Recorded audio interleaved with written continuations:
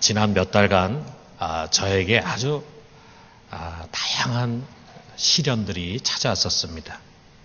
그 중에 좀 가장 견디기 어려웠던 것이 저에게 남동생이 하나 있는데 그 건강했던 남동생에게 큰 병이 찾아왔어요.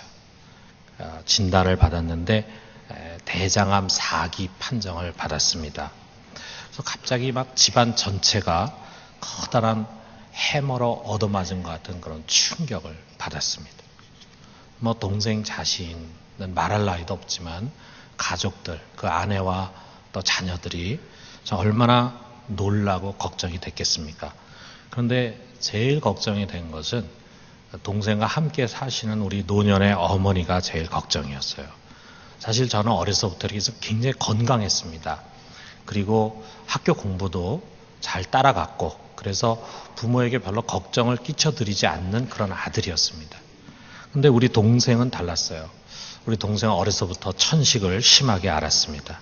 그래서 매일 밤마다 그냥 걸거덩 하면서 잠을 못 자고 그 옆에서 우리 어머니는 꼬박 밤을 새우기가 일쑤였습니다. 근데 감기를 달고 살다 보니까 뭐 1년에 학교에 반은 나가고 반은 못 나가고 이렇게 되다 보니까 공부도 뒤처지는 거죠. 한마디로 참 연약한 아들이었습니다. 그래서 어머니 마음이 항상 이 연약한 아들에게 가 있는 것을 제가 너무나 잘 알고 있어요. 그런 아들이 이제 생사의 기로에 서게 됐다라고 하는 그 자체가 우리 어머니에게는 감당할 수 없는 고통이죠. 참 어렵게 암 수술을 이렇게 받고 그 다음에 이제 4차례의 그 항암의 치료를 받는 그 과정 속에서 진행 상황을 듣기 위해서 전화로 제 동생과 또 어머니와 전화할 때마다 그야말로 정말 살얼음판을 걷는 그런 느낌이었습니다. 그 외에도 몇 가지 어려운 일들이 겹쳐서 찾아왔어요. 이런 것들이 다 해결된 것이 아닙니다. 여전히 진행형 가운데 있는 데서 저는 추수감사절을 맞이하고 이렇게 설교를 합니다. 아마도 오늘 저와 비슷한 그런 심정을 가지고 이렇게 감사절 예배에 나오신 분들이 있을 것이라 생각해요. 해결되지 않은 그런 고통, 해결되지 않은 인생의 문제, 그 속에서 불안한 마음, 염려가 되는 마음, 자, 어떻게 이것을 믿음으로 잘 소화를 하고 그리고 오늘 정말 영혼 깊은 곳에 우러나오는 감사를 드릴 수 있을까? 저는 근간에 성경을 읽는 가운데 시편 126편 오늘 우리가 읽은 이 성경 말씀을 아주 깊이 묵상할 수 있는 기회가 있었습니다. 그 말씀이 저에게 굉장히 큰 위로와 힘이 됐어요. 그래서 저는 그 은혜를 오늘 이 추수감사절에 여러분과 나누고 싶습니다. 이 시는 우리가 잘 아는 것처럼 시편 중에서도 참 짧은 시편이죠. 모두 6개 절밖에 안 되지만 크게 3개 단락으로 나눌 수 있을 만큼 그 내용이 아주 풍부합니다. 그래서 1절에서 3절은 과거 하나님이 행하신 크신 일을 회상하는 거예요. 그리고 4절에 가서는 그것을 근거로 해가지고 지금 내가 갖고 있는 문제를 그분께 가지고 나가는 것입니다. 그리고 마지막 5절과 6절은 하나님을 신뢰하는 가운데 견고하게 서는 것을 우리가 보게 됩니다. 우리가 이걸 하나하나 한번 생각해 봐요. 첫 번째로 하나님이 하신 크신 일을 회상하라 라고 하는 것입니다. 이 시는 1절에 여호와께서 시온의 포로를 돌려보내실 때 이렇게 시작을 하고요. 또 4절에 가서 비슷한 내용으로 여호와여 우리의 포로를 돌려보내소서 이렇게 반복이 되면서 포로를 돌려보낸다라고 하는 것이 이 시의 주제라고 하는 것을 우리가 보게 합니다. 근데 이 두 구절에 공통적으로 나오는 포로라고 하는 것, 이 포로라고 하는 것을 어떤 성경은 운명으로 이렇게 번역을 했어요. RSV라든지 또는 NIV 성경에 보면은 우리가 제일 많이 읽는 영어 성경이 NIV 성경인데 거기서는 운명, the fortune 이것으로 번역을 했습니다.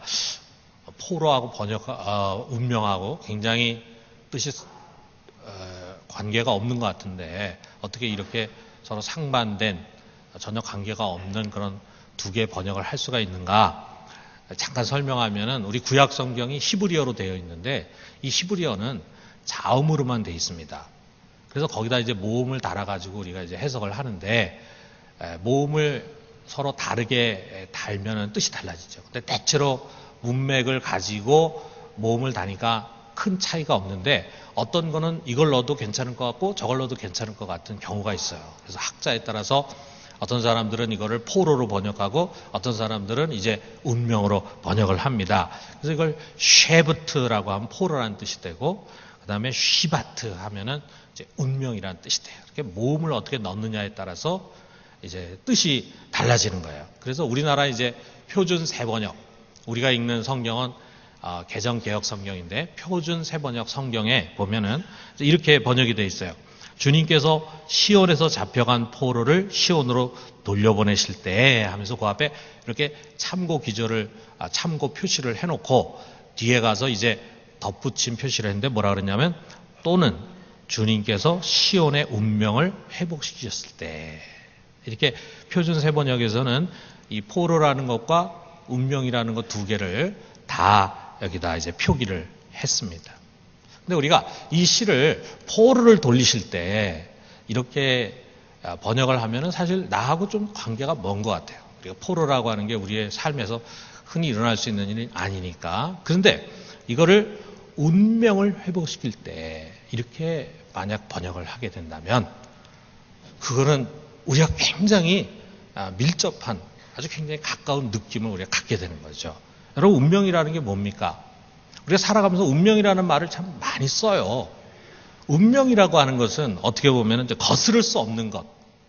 우리가 순응해야 하는 정해진 길. 이런 의미를 갖지 않습니까? 그래서 어떤 사람들은요, 인간이 태어나면서 정해진 운명이 있다. 운명론을 믿어요. 특별히 이 동양 철학 하시는 분들은 이 운명론을 믿습니다. 그래서 손금도 보고, 뭐 그 사람의 뭐 이 인상도 보고 뭐 그래가지고 또 태어난 날 뭐 이렇게 해가지고 그걸 운명으로 생각을 하는 거예요. 우리는 안 믿지만. 그런데 이 운명론을 믿지 않는 사람이라 그래도 살아가면서 도무지 어찌 해볼 수 없는 어떤 불가항력적인 도저히 이걸 바꿀 수 없는 그런 불가항력적인 문제에 부딪힐 때는 야 이건 운명이다. 이건 거스를 수 없다. 순응해야 돼. 이제 이렇게 말한다 이거죠. 근데 여러분 우리가 보면은 우리 삶에서 이 운명처럼 느껴지는 일들이 찾아옵니다. 여기서 우리가 이제 이 포로라는 것과 운명이라는 것을 조금 연결시켜서도 한번 생각해 볼 수 있어요. 자, 이스라엘의 역사를 우리가 성경을 통해서 보면은요, 정말 그 운명처럼 느껴지는 큰 시련을 겪는 일들을 우리가 종종 봅니다. 그 중에 대표적인 게 뭐냐면 바벨론 포로로 끌려간 거예요. 이스라엘이 바벨론에 패망했잖아요. 남유다가 패망을 해가지고 대부분의 백성들이 바벨론에 끌려가가지고 여기저기 흩어져서 삽니다. 비참한 포로 생활을 하는 거죠. 자, 그런데 그 사람들이 그 포로에서 벗어나서 다시 예루살렘으로 돌아올 수 있겠어요? 그렇게 돌아오려면은 바벨론하고 독립전쟁을 일으키고 싸워야 되는데, 전쟁을 해야 되는데, 그게 가능하겠습니까? 그 당시 세계 최고의 강국이었던 바벨론, 그 속에서 이스라엘 사람들이 전쟁을 일으키고, 그래서 싸워서 자유를 쟁취해가지고 예루살렘으로 당당히 돌아오는 것이 가능하겠어요, 그게? 불가능한 일입니다. 그러니까 이제 포로로 그곳에 살아가는 것은 어떻게 보면 하나의 운명과 같은 운명.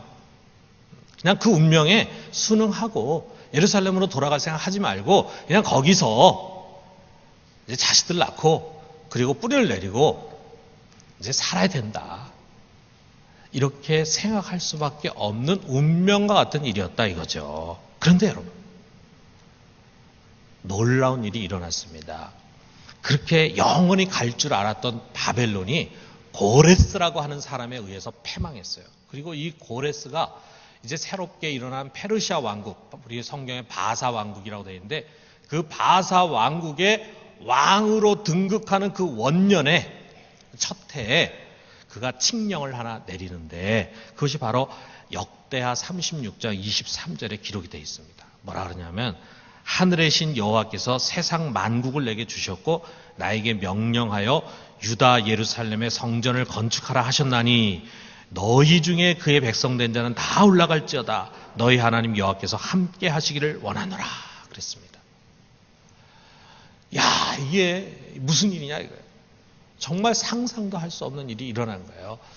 무슨 유대 사람 중에서 고레스와 함께 장수가 돼가지고 혁혁한 공을 세워가지고 자기 민족을 위해서 이렇게 예루살렘을 재건하게 해주십시오 해가지고 뭐가 된 것이 아니라 그들은 그런 것을 기대하지 못했는데 하나님께서 이 고레스에게 명령을 해가지고 이 고레스라고 하는 사람이 나서가지고 예루살렘의 성전을 다시 회복해라. 이것을 위해서 유대 민족이 예루살렘으로 돌아가라 라고 칙령을 내렸다 이거예요. 그래서 이 칙령에 의해서 4만 2천 명이 넘는 유대인들이 아무 어려움이 없이 수룹바벨을 지도자로 세워가지고 귀환했습니다. 이게 바로 1차 포로 귀환이었어요. 여기에 우리 시편 126편의 1절을 보니까 뒷부분에 우리는 꿈을 꾸는 것 같았도다 그랬잖아요.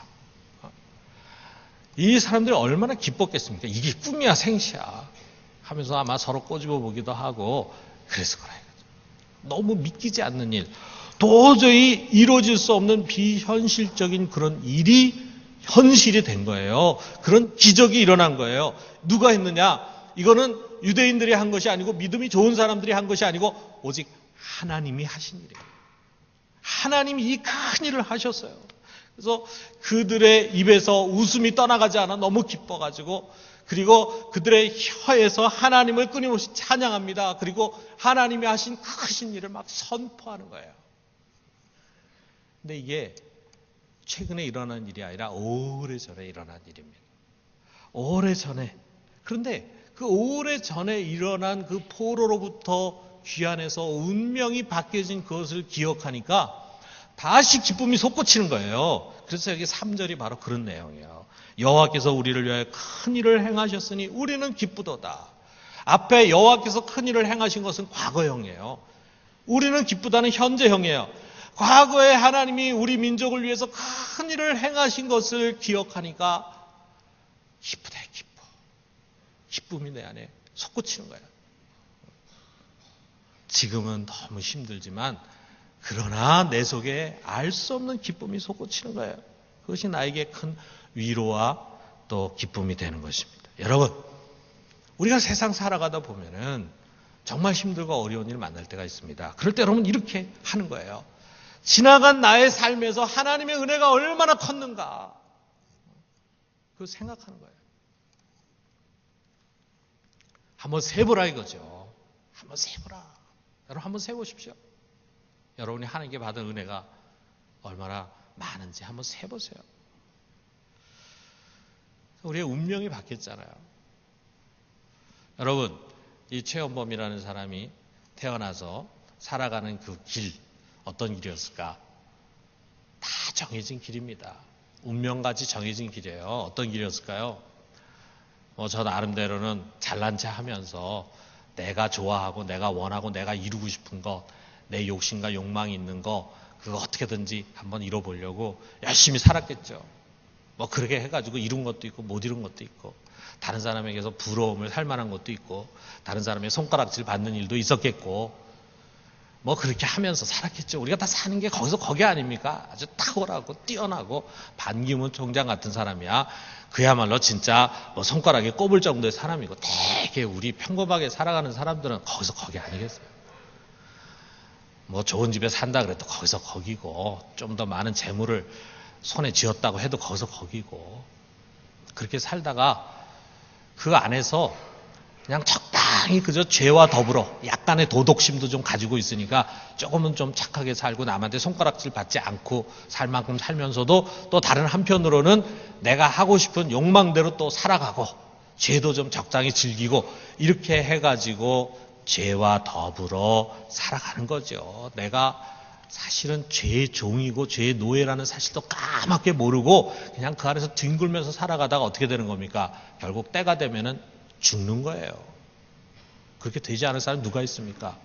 죽음으로 끝입니까? 사람이 한번 죽는 것은 정하신 것이고 그 후에는 심판이 있다 그랬잖아요. 그 다음에 가야 할 코스는 이제 심판인데, 내가 세상에 살 때 죄 문제를 해결하지 않았으니까 당연히 내가 재판받을 때 죄인으로 정죄가 되는 거죠.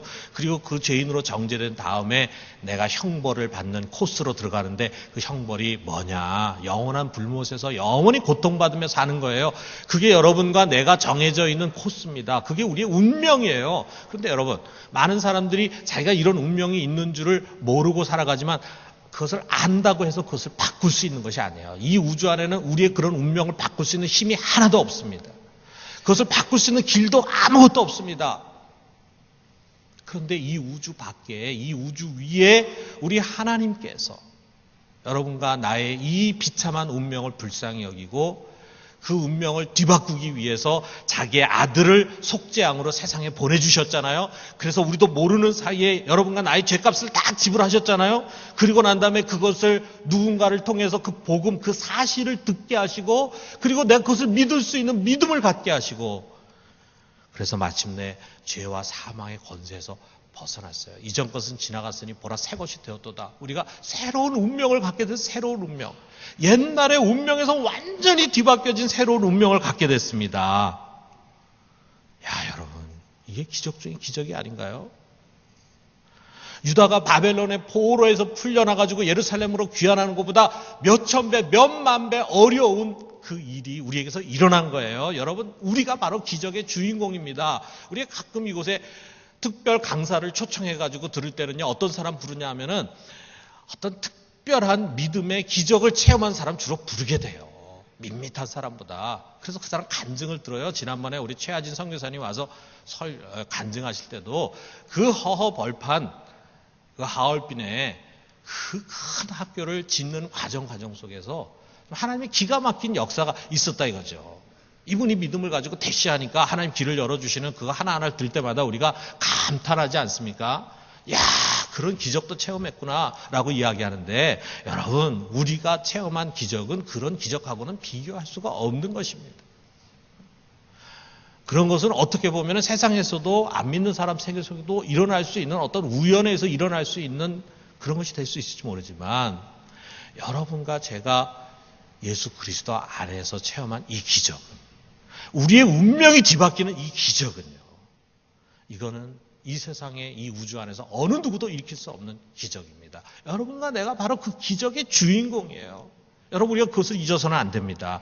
내 인생 속에서 하나님 벌써 이 큰 일을 이루셨어요. 그것으로 끝인가요? 우리가 그렇게 해서 하나님의 자녀가 된 이후에 변함없이 하나님 우리의 인생을 책임져 주시는 거예요. 삶의 위기를 만날 때마다 하나님 꼭 피할 길을 열어주시는 거예요. 여러분, 어떻게 보면 신앙이라는 게 참 이 드라마틱한 영화 같아요. 여러분, 우리가 영화를 가서 보면은 밋밋한 영화는 재미가 없습니다. 그래서 뭐 조금 걱정이 될 만할 때 누가 나타나가지고 도움을 주고, 그래서 내가 이거 어떻게 할까 하고 고민할 때 무엇인가 길이 열리고, 이런 건 밋밋하고 재미가 없잖아요. 그러니까 영화를 보통 드라마틱하게 이렇게 만듭니다. 그 드라마틱한 영화 보면은요, 손에 땀을 쥐죠. 어떻게 보면 주인공이 막 그야말로 정말 아주 절망스러운 상황까지 몰려가요. 그래서 막 죽기 일보 직전까지 가는데, 거기에 있는 관객들이 영화를 보면서 야, 어떻게 해야 살아날 수 있을까 하는 길이 전혀 안 보이는 거예요, 거기서. 그래가지고 이상하게 그런 영화를 보면 자기도 모르게 감정이입이 돼가지고 자기가 마치 그 주인공인 것처럼 막 어떻게 하면서 이제 막 숨을 죽이고 손에 땀을 쥐고 막 이러는데, 갑자기 그 마지막 순간에 그야말로 기가 막힌 반전이 막 일어나는 거죠.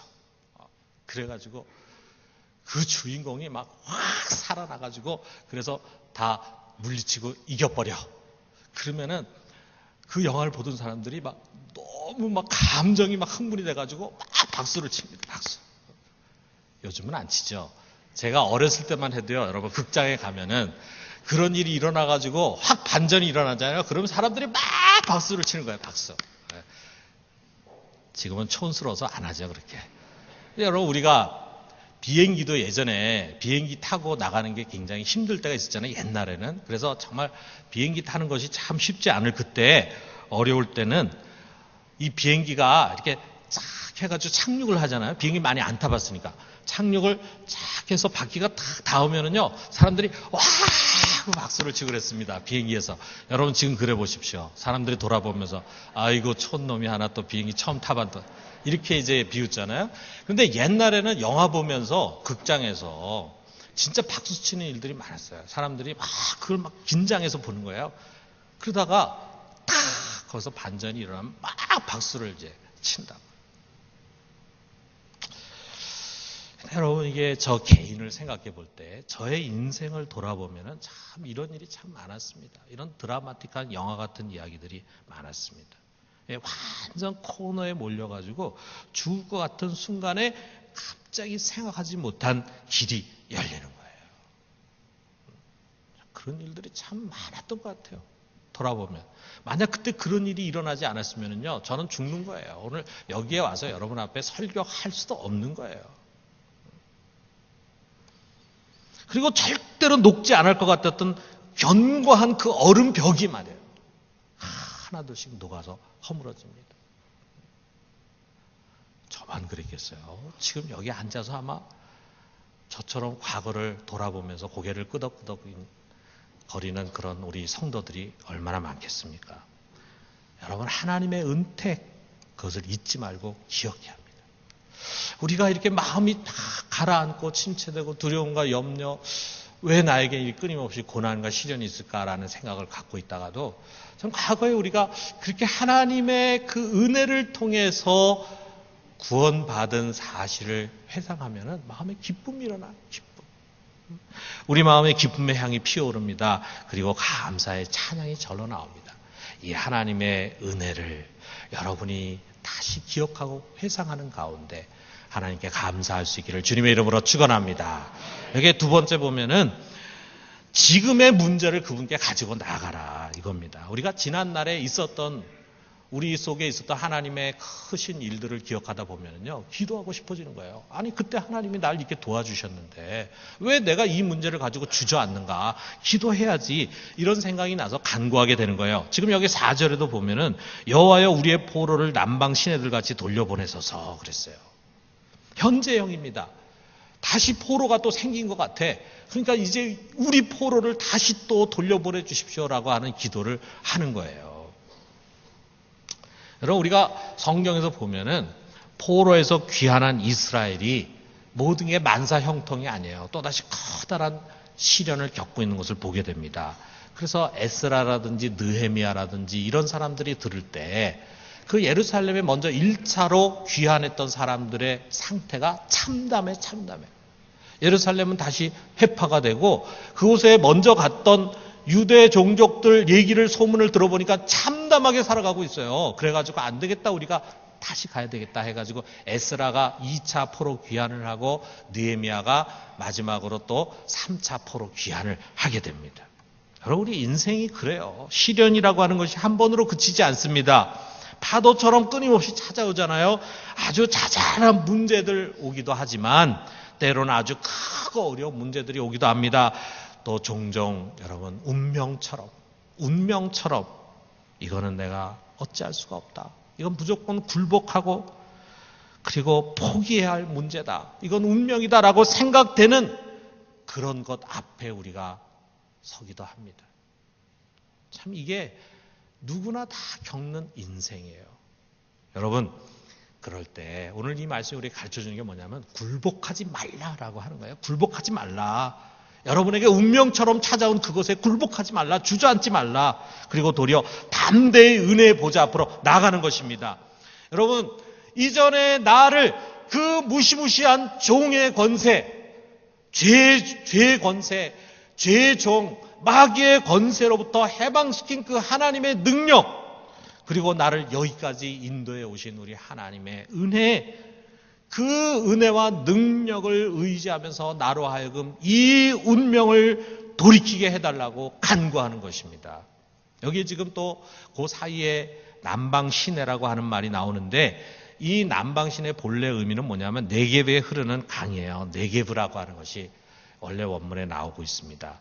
이 네게브라고 하는 것은 유대 남방에 지금도 있는 아주 큰 광야죠. 근데 여기에 1년 강수량이 50mm도 안 돼. 그러다 보니까 사막지대입니다.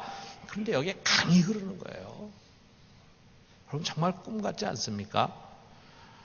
그러나 하나님은 그런 일을 하십니다. 이사야서 43장 19절에 보니까 보라 내가 새 일을 행하리니 이제 나타날 것이라 너희가 그것을 알지 못하겠느냐 반드시 내가 광야의 길을 사막에 강을 내리니 광야의 도로를 뚫으시고 그리고 사막에 강을 내시는 것이 우리 하나님의 능력입니다. 그렇기 때문에 여러분 앞에 아무리 운명과 같이 찾아온 어려운 문제라 할지라도 거기에 굴하지 말고 담대한 기도로 그 운명에 도전해요.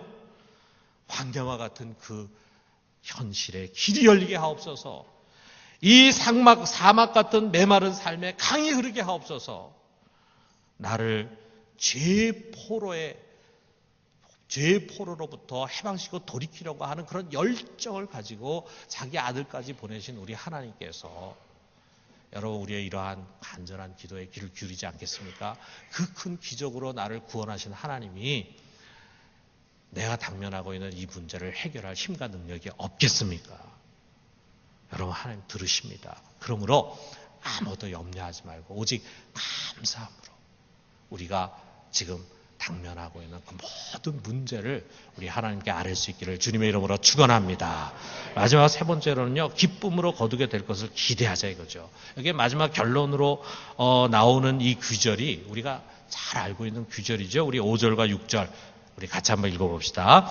눈물을 흘리며 씨를 뿌리는 자는 기쁨으로 거두리로다. 울며 씨를 뿌리러 나가는 자는 반드시 기쁨으로 그 곡식단을 가지고 돌아오리로다. 여기에 지금 반드시 라고 하는 말을 써가면서 이 표현을 합니다. 이것은 하나님의 신실함에 대한 확신이에요.